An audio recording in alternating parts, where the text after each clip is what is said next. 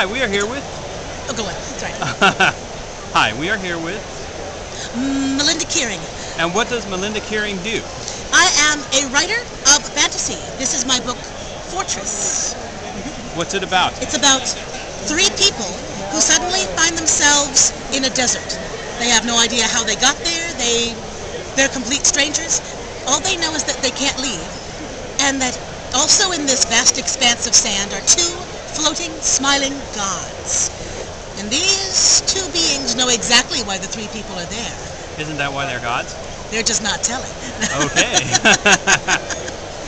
Actually, the gods have some questions too. That's part of the story. Like, what does God need with a starship? Not, no William Shatnerisms? No William Shatnerisms, not at all. And then they get a sock with electricity? No.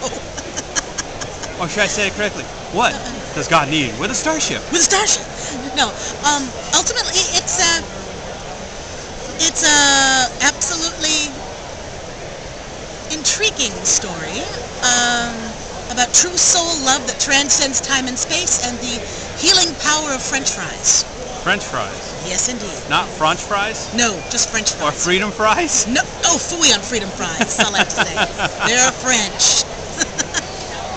So, what made you write this book? It started out as a story that I was going to give to someone. What were you going to give the story to someone for? It was going to be a small Christmas card.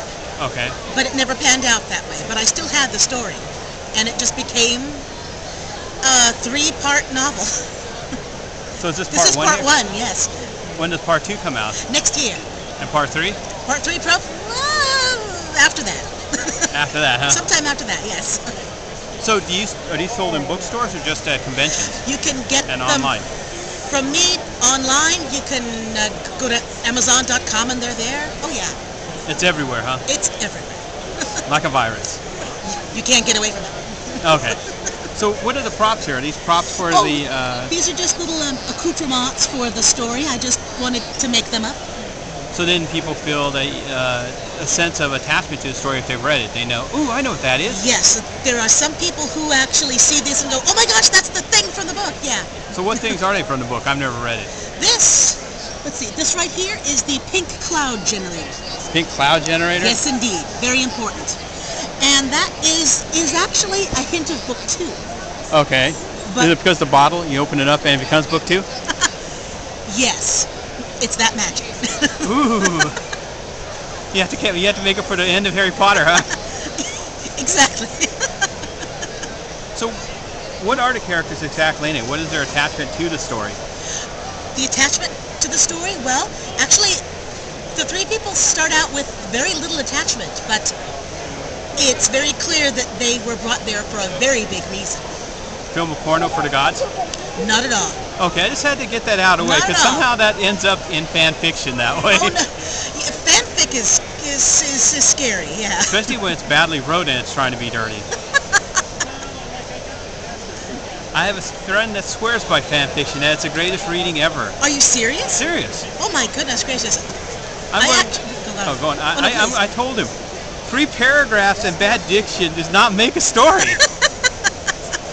No, I've come across some horrendous fanfic, and I'm sure that if the original author read this, they'd absolutely die of shame. Especially some of them when you have like this character and that character as this other character watches and they're both male characters doing it. You're going, ugh. Ew, that's not right. Yeah. No. You know, you're just going, that's wrong. Utterly, utterly wrong. And then their other favorite, brother and sister. Or brother and brother, like Supernatural. Oh my gosh. They actually talked about that in the TV show. And then Dean had to turn to Sam and he goes, do they know we're brothers? Oh, okay. But I have nothing to say to that. Oh no, it's just funny what people will do, or how they view these characters out of their environment. Very true. Well, hopefully I've given people all they need to know right now. Part 2 the characters completely change. They die? And then No, they reborn? don't. They just realize that there's something else. Okay. They're avatars? And they're blue? No, not at all. Okay. You sure now? Positive. Can you give them a hint of what it's about? Of what's about? The next book. The next book? A little tidbit, a little clue. Well, let's see. It's sort of difficult when you haven't read the first book. That's true. And I haven't read the first one. Very true. And you wrote the first one. Yeah. So you know the answers to my questions. Yes, I do. That's impressive. Before you even asked them. Yes. But if anyone, my last question is, if anyone wanted to get into writing, what would you recommend them to do? Just write. Just write? You don't say read, watch, observe? Oh, well, you can do all that, yes, but if you just want to be a novelist, the first thing is sitting down and writing. And writing beyond 3 paragraphs? Yeah. And the thing is, don't pay any attention to punctuation. Don't sweat the punctuation. That'll be the last. Just get the story out during the right editing. now. Punctuation, spelling, editing. Just get Once Upon a Time to the end, and then you can start worrying about punctuation and editing and all that stuff. Just tell the story first. Would you say write the story like in 3 paragraphs and then keep expanding it with each rewrite? Actually, you don't even have to start from the beginning. You could write it backwards? Sideways? Yeah, you can start at some random sentence in the middle of the book, and then suddenly you'll have a story. Is that how yours started out, in the middle of the story and went forward? It actually started toward the end. Okay. Well, thank you. You're so welcome.